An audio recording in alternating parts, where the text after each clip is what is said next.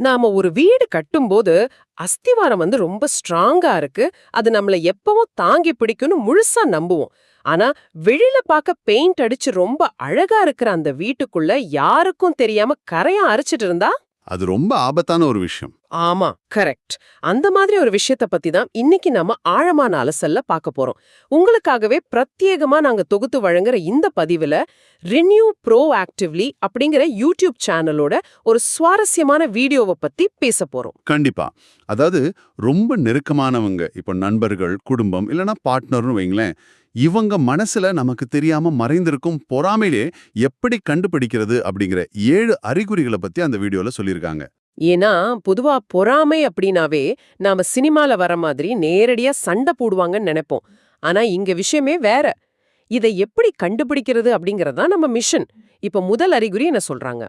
முதல் சில அறிகுறிகள் சொல்லப்போனா ரொம்ப தெளிவானவை. அதாவது நீங்க ரொம்ப கடினமா உழைத்து அடைந்த வெற்றியை, "ஓ, இது சாதாரண விஷயம்ப்பா, யார் வேணா பண்ணலாம்" அப்படின்னு ரொம்ப கேஷுவலா மட்டம் தட்டுவார்கள். இதுதான் முதல் அறிகுறி. ஓ, அதாவது நம்ம உழைப்ப சாதாரணமா மாத்திடுறது. ஆமா. கூடவே 2வது அறிகுறி என்னன்னா, தேவையில்லாமல் மற்றவர்களுடன் உங்களை ஒப்பிட்டு தாழ்த்துவார்கள்.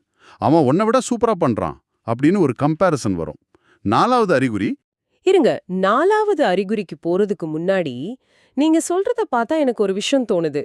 இது எப்படி இருக்குன்னா, நம்ம ரொம்ப கஷ்டப்பட்டு மூச்சு வாங்கி ஒரு மலை உச்சியை அடைந்தால் கூட வர்றவங்க பக்கத்து மலை இதை விட ஒசரம் அப்படின்னு சொல்லிட்டு நம்ம சந்தோஷத்தையே அப்படியே கெடுக்கிற மாதிரி இருக்கு. ரொம்ப சரியான ஒரு உதாரணம். அந்த மாதிரி நேரத்துல, அதாவது 4வது அறிகுறியா, உங்க வெற்றியை கண்டால் உடனே டாபிக்க மாற்றிடுவாங்க. அவங்க முகத்துல எவ்வித சந்தோஷமும் இருக்காது. இது ரொம்ப கஷ்டம். நம்ம வெற்றியை அவங்க கொண்டாட மாட்டாங்க. ஆனா வெளிப்படையா இப்படி மட்டம் தட்டுறதை விட சில சமயம் உன் மேல இருக்க அக்கறையில சொல்றேன்னு வருவாங்களே, அது எப்படி?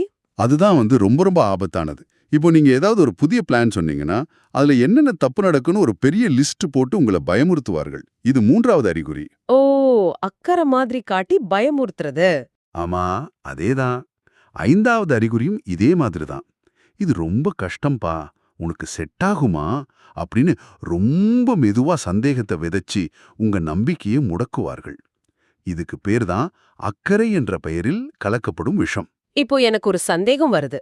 உண்மையான நண்பர்களா இருந்தா நம்ம தப்பு பண்ணும்போதோ இல்ல ஒரு ஆபத்து இருக்கும்போதோ அதை சுட்டி காட்டுவாங்களே, அப்போ நிஜமான அக்கறைக்கும் இந்த மாதிரி பொறாமைக்கும் உள்ள வித்தியாசத்தை நீங்க எப்படி கண்டுபிடிப்பீங்க? இது ஒரு அருமையான கேள்வி.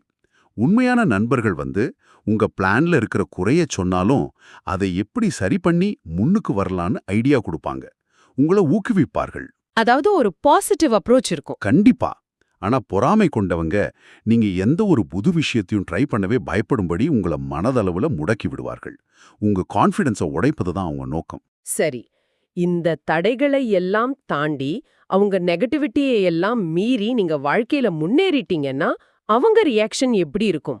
அப்போ அவங்க ரொம்ப முரண்பாடா நடந்துப்பாங்க. ஒண்ணு உங்ககிட்ட பேசாம விலகி போவாங்க, இல்லனா சின்ன சின்ன விஷயத்துக்கெல்லாம் கோவப்படுவார்கள். இதுதான் 6வது அறிகுறி. அப்போ 7வது அறிகுறி என்ன? நீங்க முன்னாடியே 7ன்னு சொன்னீங்க. 7வது விஷயம் எல்லாத்தையும் விட மிக ஆபத்தானது. நீங்க எவ்வளவு தூரம் வாழ்க்கையில வளர்ந்தாலும் உங்க பழைய தவறுகளையே சுட்டிக்காட்டி உங்களை அந்த பழைய அடையாளத்திலேயே பூட்டி வைக்க பார்ப்பார்கள். ஓ, அதாவது அவங்க மனசுல எனக்குன்னு ஒரு பழைய இமேஜ் வச்சிருக்காங்க. எனது புதிய வளர்ச்சி அவங்களோட தோல்விய இல்ல அவங்க தேக்க நிலைய அவங்களுக்கே நினைவுபடுத்துகிறது. அதனால என்ன பழைய இடத்திலேயே கட்டி போட நினைக்கிறாங்க. 100% உண்மை. இதுக்கு பேரு உளவியல்ல ஐடென்டிட்டி ஆங்கரிங் அப்படின்னு சொல்லுவாங்க. அப்போ இந்த அறிகுறிகள்லாம் ஒருத்தர்கிட்ட இருந்தா உடனே அவங்கள நம்ம வாழ்க்கையில இருந்து தூக்கி எறியணுமா? அப்படி உடனே தூக்கி எறிய வேண்டும் என்பதில்லை. ஆனா மற்றவர்களின் அந்த நெகட்டிவ் எனர்ஜியிலிருந்து உங்களை, அதாவது உங்க ஆற்றலை காப்பாற்றிக் கொள்வது ரொம்ப முக்கியம். ஆமா, நம்ம யாருன்னு நமக்கு நல்லா தெரியணும். நம்ம வெற்றியை உண்மையா கொண்டாடுபவர்களுக்கு மட்டும் மதிப்பளித்து அவங்கள கூட வச்சுக்கணும். அதேதான். யாருமே உங்களை நம்பாதப்ப கூட நீங்க உங்களை நம்பணும். உங்களை நீங்களே சுருக்கிக் கொள்ள வேண்டாம். சூப்பர்.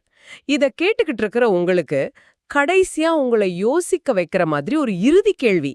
உங்களை இன்னும் பழைய ஆளாகவே பார்க்கும் சிலருடைய ஈகோவுக்கு வசதியாக இருக்க வேண்டும் என்பதற்காக உங்கள் புதிய வளர்ச்சியையும் திறமைகளையும் நீங்களே வெளிக்காட்டாமல் மறைத்து வாழ்கிறீர்களா? யோசித்து பாருங்கள்.